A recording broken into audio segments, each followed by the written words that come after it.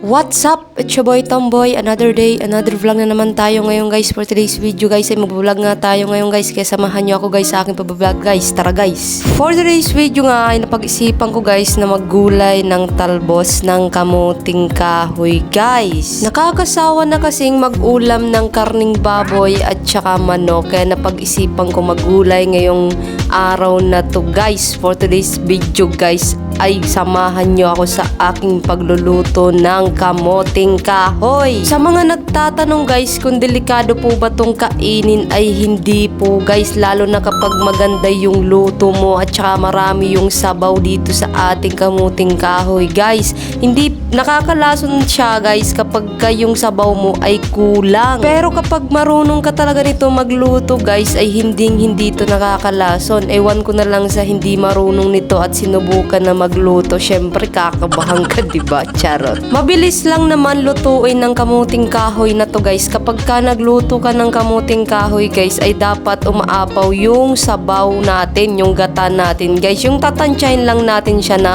medyo mas matimbang yung sabaw kaysa doon sa kamuting kahoy natin guys.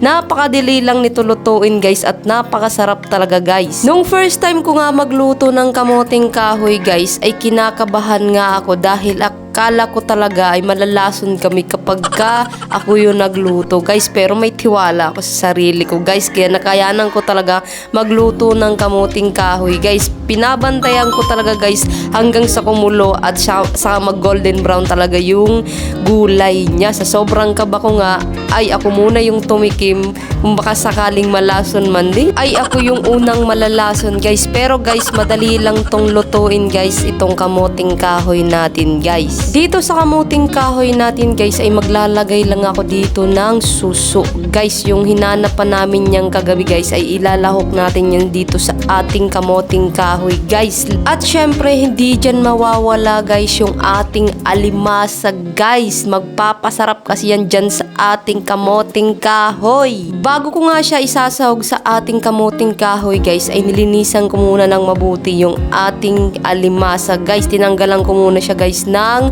mga shell guys at yung mga dumi-dumi dyan sa nakadikit sa kanya. Kasi kapag hindi mo kasi yan tinanggal guys ay napakapait naman yan ng lasa guys. Didikit talaga siya dun sa lasa ng kamuting kahoy, kaya pangit siya guys. Dapat talaga malinis yung alimasag natin. Pero sa iba yung nagluluto ng mga alimasag ay hindi na tinatanggal yung ulo ng alimasag. Pero sa akin kasi nililinisan ko kasi siya ng mabuti guys, kasi napakapait kasi kapag hindi mo tinanggal yung ulo guys.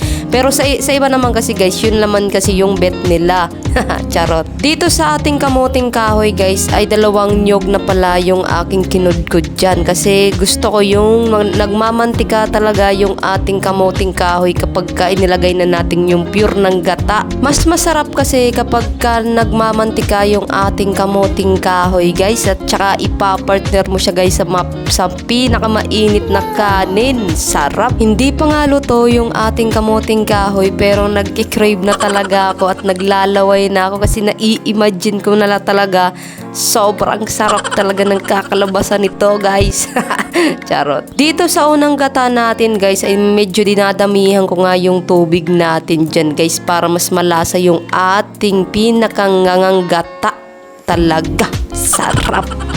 Ulam na kahit araw-arawin nga natin tong kamuting kahoy na to guys ay hindi pa rin ako nagsasawa guys. Sa sobrang sarap kasi ng gulay na to guys. Ito kasi yung pinaka-paborito kong gulay sa lahat, ang kamuting kahoy guys. Nung natuyo na nga yung ating unang sabaw guys ay ilalagay ko na yung ating mga suso guys. Hindi ko na kasi muna siya sinabay doon sa unang gata guys kasi mahirap siyang sipsipin kapag na-overcook yung ating suso guys. Kaya dapat hindi na overcook yung mga suso na inilalagay natin sa mga gulay. At saka isunod ko na rin yung ating ugama guys. Okay lang yung ugama na mahuli guys kasi inilaga ko naman yan kanina kaya pinahuli ko na talaga yung ugama at saka yung suso at isinunod ko na rin talaga yung pinakamalapot na gata natin guys. At saka maglalagay na rin ako dyan ng magic sarap, mga pampalasa dyan guys, magic sarap lang.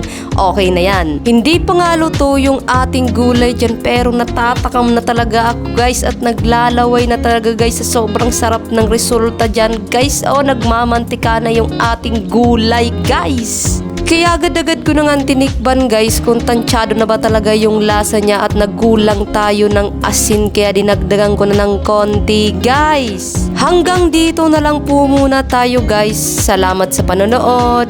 Bye-bye.